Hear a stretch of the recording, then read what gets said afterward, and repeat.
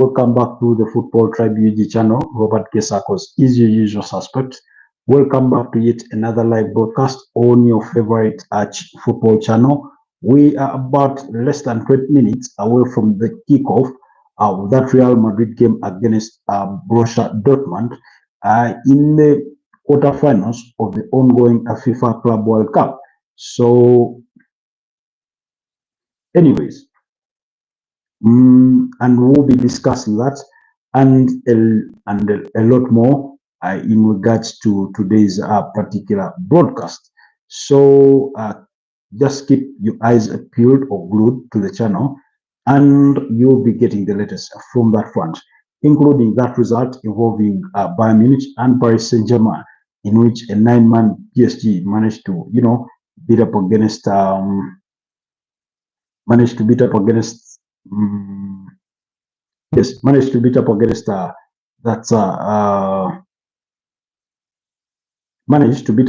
Bayern Munich. So we'll be discussing that and a lot more in tonight's broadcast.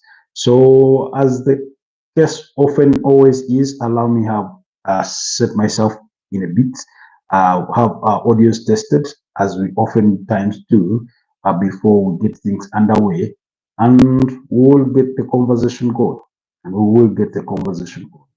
Really. So kindly bear with me on this one. Yes, as I get some, things set up here,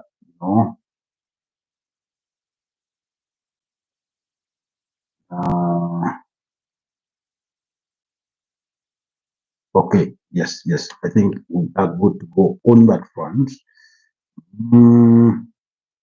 Anyways, okay, just need to turn on all our messages so that we do not miss out on any single one of your messages. But then more importantly, we ought to, I ought to check this out before we get ourselves going. Yes, our audios, I think our audios are good. Our audios are good to go. So just waiting for you guys to join the broadcast so that we can get the conversation going. And yeah, so those will be the topics for tonight. We'll be speaking Jamal Musiala, Jamie Gittens, Arsenal agreeing terms for Madueke, and things of that nature really. So please, as you join us, kindly like the broadcast, but also please consider subscribing to the channel if you're new here. Do let me know down in the comment section where you're joining us from and how your day has been. How are you doing? Let's have that chat in the comment section before I get into the thick of the conversation on my end. So, just send in your comments. I'll be reading your comments. HH the Gamer, great guy. Hello, how are you doing? Where are you joining us from, HH the Gamer? It's good to have you on the broadcast. Please consider subscribing to the channel if you're new here. But thank you for sparing the moment to be with us on this evening. Laura, Miss Kali, you say Xiao. What language is that? I know the word is familiar, but I do not remember what the language is. But thank you for joining us. I liked and subscribed to you. Thank you so much, HH the Gamer. Thank you so much. Really much appreciated. Laura says hello. Hello, how are you? How are you doing? How has been your day? Pleasure to have you on our broadcast this evening. Where you? Oh, from Italy. Okay, that's interesting. HH the Gamer, where are you joining us from? What team do you support? First of all, I'm a football fanatic. I love football in general. That's for starters. And then two, in regards to supporting the team, because for me, football comes first in general and then the team. But I do support Arsenal. I support Real Madrid. Yeah, so those are some of the teams that I do support. And oftentimes the underdog, really, when we go for certain games where I have no particular allergies, I tend to root for the underdog involved. I'm fine. Thank you. Okay, I've responded to that. So how about you, HH the Gamer? What team do you support? I'm fine, Laura. Thank you for asking. How is Italy? What part of Italy are you from? Is it Turin? Is it Naples? Is it the Vatican? Is it Rome? Where exactly? Uh, is Atlanta a city? By the way, forgive me for asking. I'm a simple guy from Kampala, Uganda. That's in Africa, where I'm coming live to you guys. So if you don't mind me asking, please let me know what part of Italy are you coming from. Pizza, pasta, mandolino. Yeah, I've heard of pizza, pasta. Yeah, you guys love pasta. And then you tend to complain of how other people make your pasta, that they don't make it the way you love it. But yeah, it is what it is. I know that for sure already. Then I think you guys also love your coffee. What's the other thing? The other things are okay. The ancient kind of buildings in Italy are really nice. Anyways, so for tonight's conversation, we're going to be looking at the FIFA Club World Cup.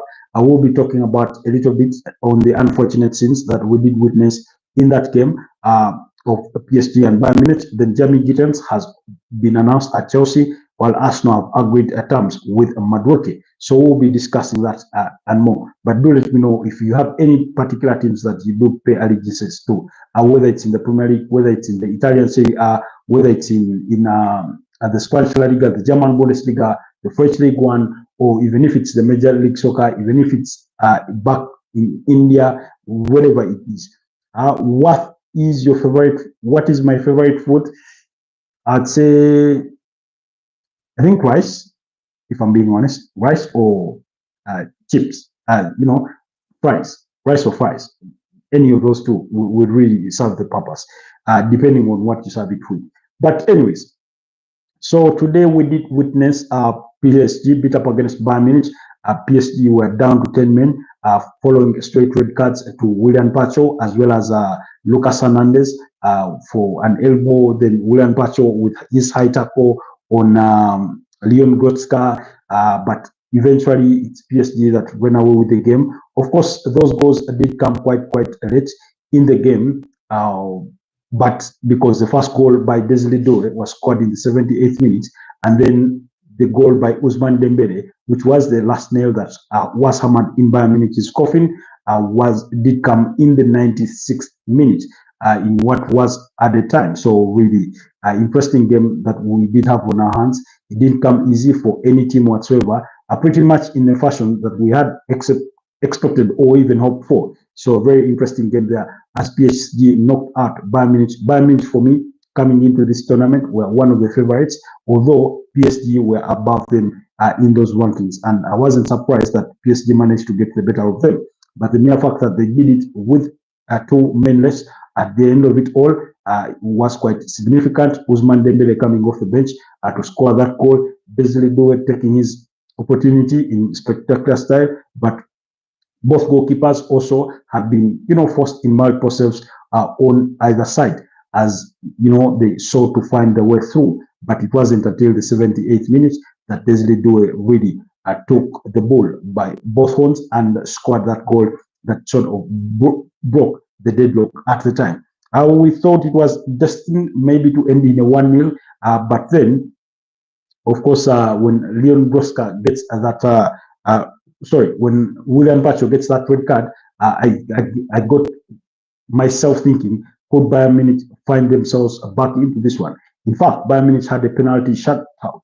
That penalty had been given because of what had been thought to be a head kick on, I think, Thomas Muller. But upon review, it had not really, the player had, I think, played the ball, and so the penalty was eventually, dismissed. So, and then on the other side, PSG are still hoping, I think, against the run of play in that moment.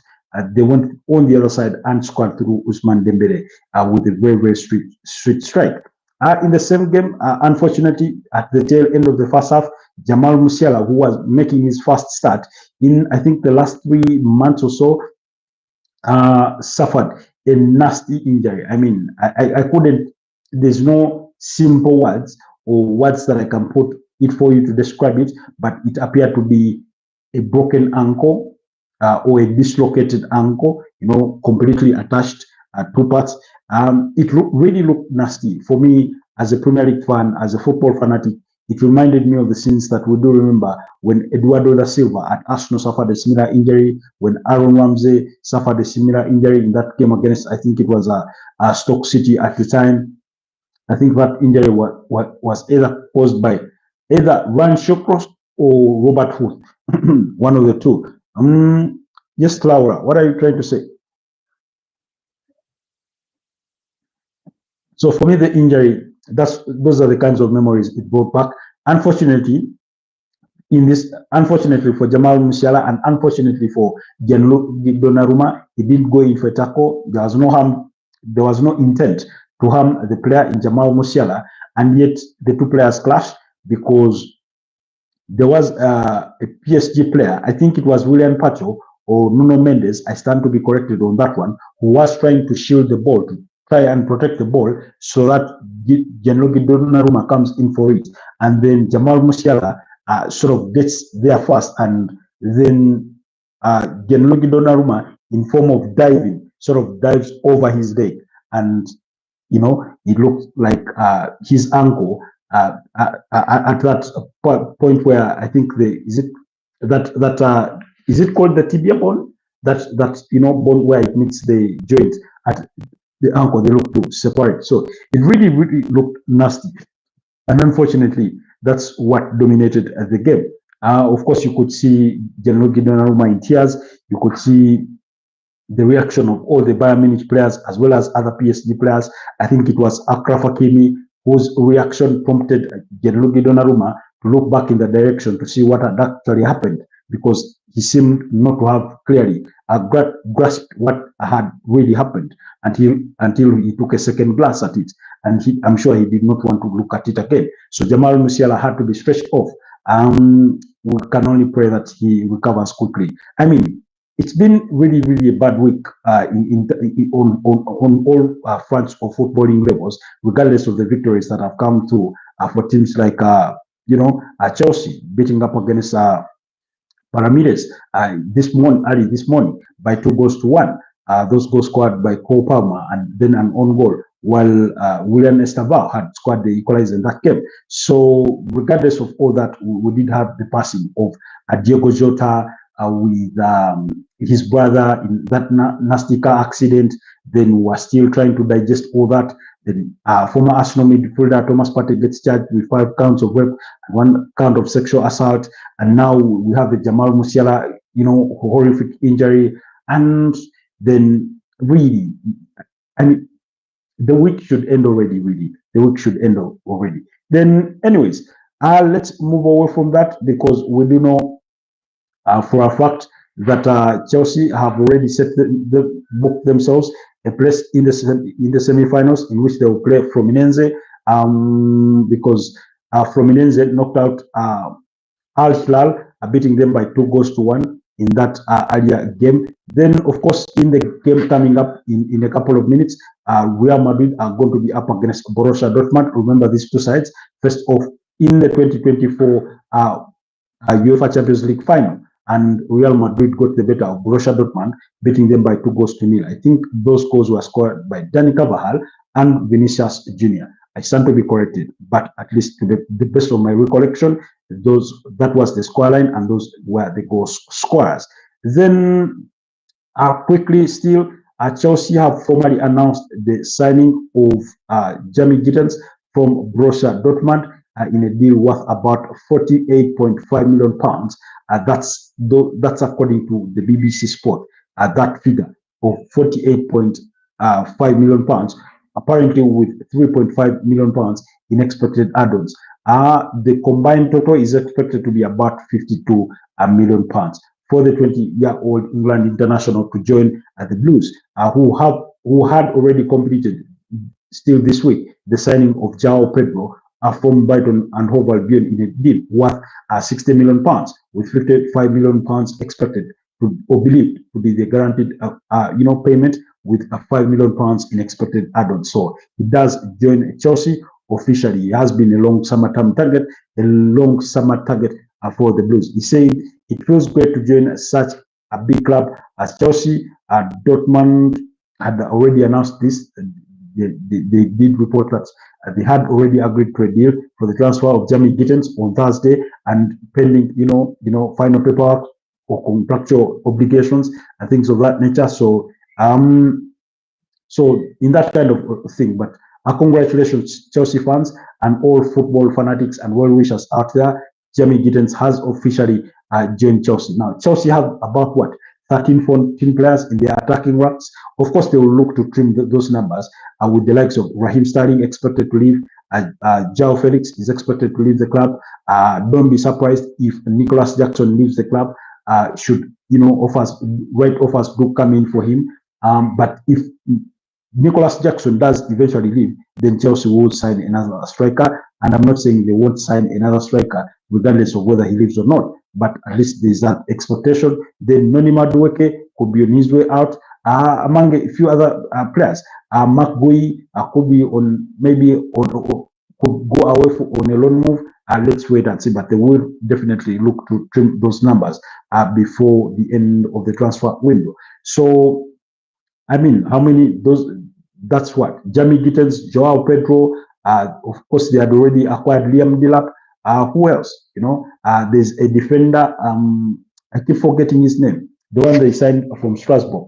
I think was it called Mamadou Sarr, the 19-year-old French defender who they also signed. So that's about 4 signings already through this summer. Of course, Dario Esugo joined them. They signed him in January from Las Palmas, and he joined them officially this summer. Of course, next summer they will already be expecting Giovanni Quenda to join the club from Sporting Lisbon. He's still out there on loan, but they did agree to sign him in a deal believed to be worth about £44 million.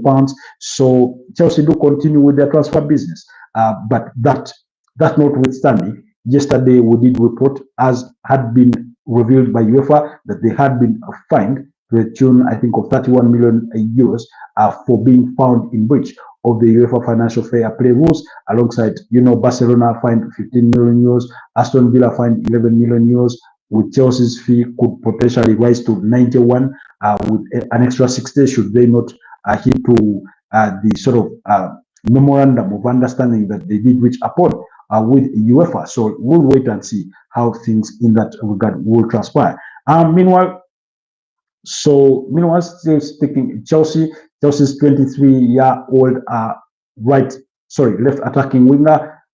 That's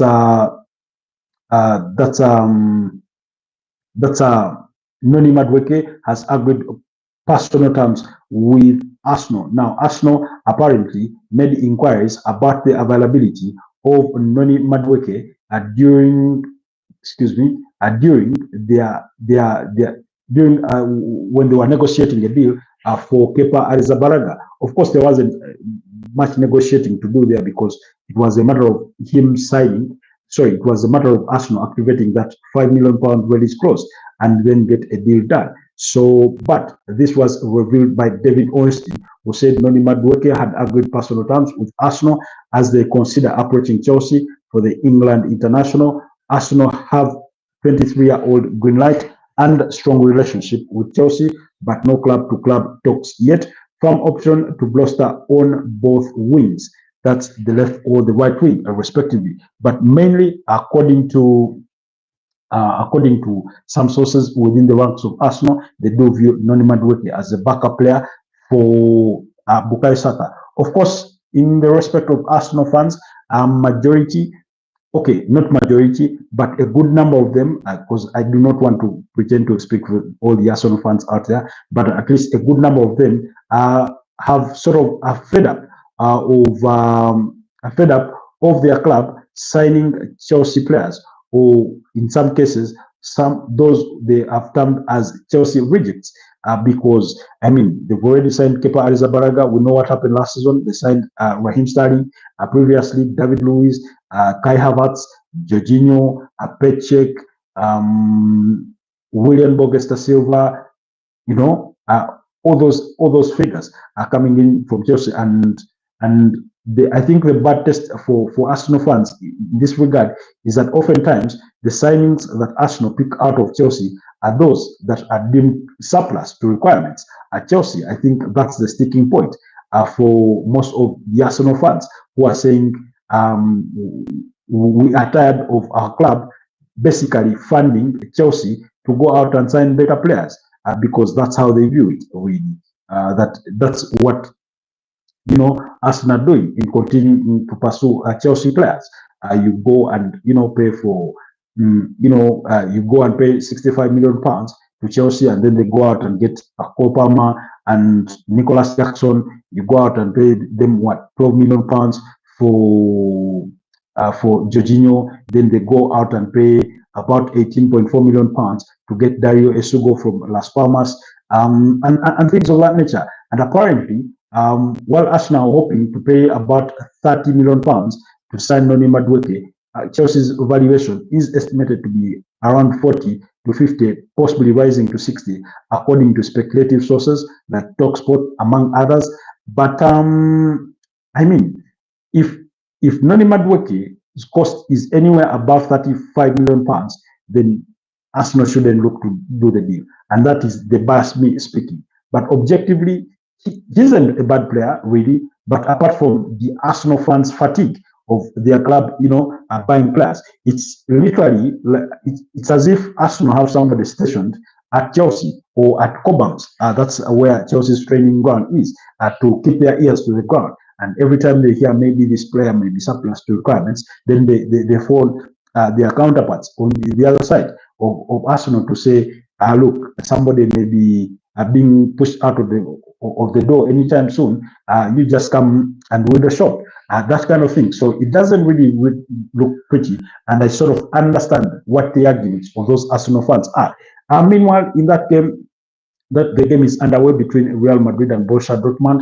Of course, it kicked off with a moment of silence to honor the fallen two players in Diego Jota and his brother Andre Silva. So that's on the note with which it has started. Then, meanwhile, while Arsenal are yet to approach Chelsea formally to over transfer fee talks or negotiations for Noni Madueke, while Arsenal apparently were discussing with Chelsea, the deal for Kepa Arrizabalaga, apparently Chelsea made inquiries about the possibility of signing Ethan Nwaneri. Now remember, Ethan Nwaneri is engaged in a contract renewal talks with Arsenal, and they are yet to reach an agreement. And according to some sources, they say the talks are at a delicate stage. That's according to some sources. So we will have to wait and see if Arsenal can, agree. Sorry, if Arsenal can reach an agreement with Ethan Nwaneri over a new long-term contract. Now, some reports do suggest that the player is asking for more time, but I tell you, if I'm Ethan Nwaneri's advisor, I'd say, well, if you want more playing time, then Chelsea should be nowhere near your consideration, because you're just going to be another figure in a pool of so many players at Chelsea. Then also, of course, there will be a lot of top clubs interested in signing a player like Ethan Nwaneri. His talent is quite exceptional. He's shown that during the entire course of last season. But I would want to believe that all the game time he got last season was sufficient. It may not be what he had hoped for, but certainly I do not think he had dreamed for that much really. Because a part of me sat here at one time and made the argument that I was equally surprised that Mikel Arteta did not try to utilize him as often as we hoped he would, especially at the tail end of the season, because oftentimes he did not make it off the bench. I think the last game I remember him really sufficing or playing in really well was, I think, that 4-0 victory against Ipswich Town. So, and that kind of thing. So, anyways, let's wait and see how that situation will equally develop on Arsenal side and Ethan Nwaneri. Meanwhile, at Chelsea are set to submit apparently an offer for Mohamed Kudus worth about 55 million pounds plus 5 million pounds to in expected add-ons to West Ham. That's according to speculation. But we do know that Tottenham are the other team that are really interested in signing Mohamed Kudus. That's the 24-year-old Ghanaian international. 24, turning 25. So, yes, In regards to Nwaneri's situation, that was revealed by Fabrizio Romano, who said Chelsea have been showing interest in Ethan Nwaneri's situation only in case a new deal won't be sealed with Arsenal. Nwaneri and Arsenal in talks over a new deal, while the player wants game time guaranteed. I mean, cut the crap. You want? He's only 17 and you want guaranteed playing time? Really? Ahead of Bukayo Saka, ahead of Martin Odegaard? I do understand Martin Odegaard was a little off pace last season, but I do not think you get reached that age to sort of make those kinds of demands really. As meanwhile, Noni Madueke's deal is quite separate from Arsenal's pursuit of Ebeleche Eze as well as Rodrigo and a striker. So let's keep tabs on those situations as well. The game between Real Madrid and Borussia Dortmund is still 0-0, so we'll keep bringing you those updates. Then this is according to the hand of Arsenal. In recent times, it's been, bringing us major scoops in regards to updates from Arsenal. He did say exclusively that intermediaries with direct mandate from Saudi Arabia, from Saudi Pro League clubs, have been told in no uncertain terms that Rodrigo's preference is to move to the Premier League with Arsenal as his absolute priority. In case a deal can be struck with Real Madrid. Hi Bruno, how are you doing? Good to have you back, Bruno. Always a pleasure to see you here with us. Kindly like the broadcast as you continue with us on this broadcast. Then, okay, I'll refrain on making any further comments regarding Thomas Partey's situation. I've already given my submission this morning and yesterday, so I'll add nothing to that at the moment.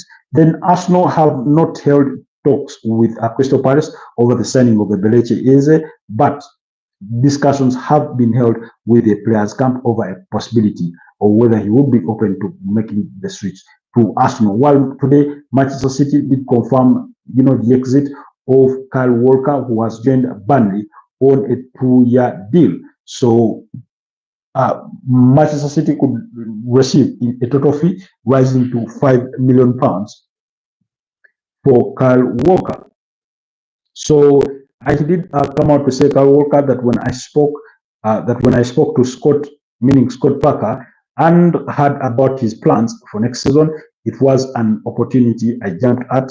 He's done an amazing job here, guiding the club back to the Premier League with 100 points, with a 100 points howler. So that's Kyle Walker speaking highly of his next manager in Scott Parker. And I stand to be corrected, but could Kyle Walker have played with Scott Parker at Tottenham Hotspur? Remember, I think he was the last player Tottenham Hotspur signed from Fulham. I stand to be corrected, but he was the last player. Anyways, so that's that as well. Then what is Max D. Cooper to Brighton is equally a done deal. You say goalkeeper Martinez. Emiliano Martinez has attracted interest from the likes of Manchester United, but Manchester United need to first let go of Andre Onana if they are to sign Emi Martinez. Then Galatasaray is the other club that have apparently expressed interest in wanting to sign the 32-year-old Argentine international. Chelsea murmurings have been made in the direction of Chelsea, although Chelsea have sort of denied those allegations, but you can never say never in the transfer window. But we know for sure that Aston Villa are considering moving him on, or at least one of the players they are considering are moving on to try and bring in some revenue for them to be on the right side of the profit and sustainability rules of the Premier League. So that situation is also there. Then, okay. Then United continue with their engagement with Brentford over a deal for Brandon Mbeumo. They just not yet, reached the final figure or in principle for a transfer fee. There have been some reports suggesting that they had reached an agreement of £62.5 million plus £2.5 million in expected add-ons, but I've not seen any credible sources confirming that. And apparently they had agreed to personal terms of 195,000 pounds per week. So we'll wait and see. But no, confirmed sources are yet to, bring confirmation to those reports to our desk. But we will keep tabs on that situation as well. Meanwhile, before I let you guys go tonight, you're the best. Thank you so much, Bruno, for your kind comments. Meanwhile, before I let you guys go, I thought we should discuss a bit of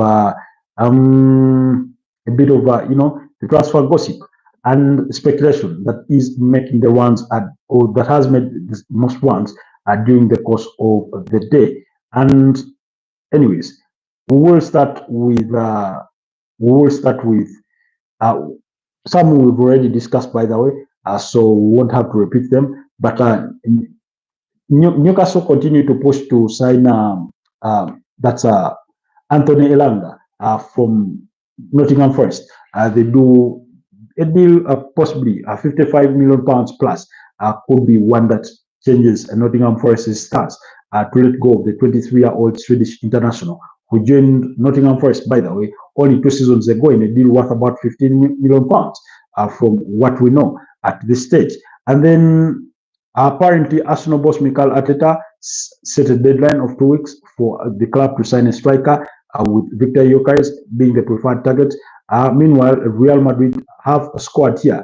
Gonzalo Garcia with a goal. I think that's his 4th goal of the campaign. He's so far scored 4 goals now and provided 1 assist. He's been the hot cake, arguably the best player of the tournament. A surprise package. If anybody had told you who would be Real Madrid's standout player in this tournament, I'm not sure any of us would have thought that it would be Gonzalo Garcia. Cristiano Ronaldo is good, yeah, without a doubt. Although he's also still in his moment of grief. They're still grieving for Diego Jota, his fellow countryman, a fellow Portuguese international there, who passed on in that horrible car accident. I think it's Adagula's assist, a very, very swift ball. And this week he was saying, Adagula, that Xabi Alonso wants him to get more on the ball, that he wants him more involved, that he wants him, getting on the ball more, playing key passes and things of that nature. So looks like that is already paying off some dividends. Meanwhile, Barcelona will turn their attention to Luis Diaz, given that they have now given up on signing and Nico Williams, who renewed his contract with Athletic Bilbao until June 2035. But should that fail, then they could make a last-minute gasp to sign Marcus Rashford from Manchester United, who is among the 5 players that have told Manchester United that they want to leave the club. Marcus Rashford, Jordan Sancho, Tyler Malacia, Antony, as well as Alejandro Garnacho are those players that have told the club that they do wish to leave Old Trafford this summer. Meanwhile, Manchester United and England forward, skip that. Wojciech Szczesny is expected to officially sign his 2-year contract extension at Barcelona. Let's wait and see. But for me, more particularly, I'm interested in regards to what that means for Marc-André ter Stegen. Should that deal go through, that Wojciech Szczesny gets to sign a 2-year deal, following, bearing in mind that Barcelona just signed last season's best goalkeeper in Joan Garcia. So, this boy Gonzalo Garcia is quite a game. And I think he is going to have a very, very good campaign. He has the full trust of the new manager in Xabi Alonso. So let's hope everything does work out well. Then Everton did hand out a 1-year contract extension for their Senegalese midfielder Idriss Gana Gueye, with an option to extend that for a further year. That's according to Foot Mercato in France. While Tottenham among clubs showing interest in Genoa centre-back Conny de Winter, 23-year-old Belgian international, apparently is valued at about 21.5 million pounds. Remember, Atletico de Madrid are interested in signing Cristiano Romero from Tottenham, so that's maybe they're already looking at some of their options for potential replacements, because they also have Draghi